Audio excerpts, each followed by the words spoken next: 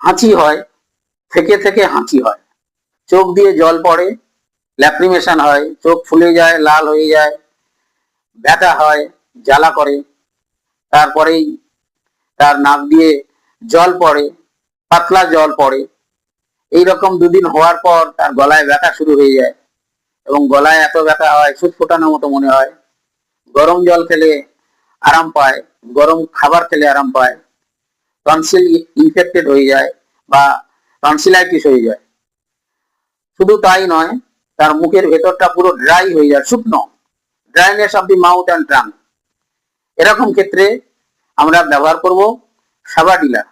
সাবাডিলা খুব উপকারী ওষুধ। যদি স্নিচিং, ল্যাক্রিমেশন এবং পোরাইজা, তারপরে যদি গলায় ব্যথা হয় এবং গলা ব্যথাটা বাঁ দিকে শুরু হয় পরে ডান দিকে চলে যায়, তখন আমরা ব্যবহার করব সাবাডিলা, খুব উপকারী ওষুধ।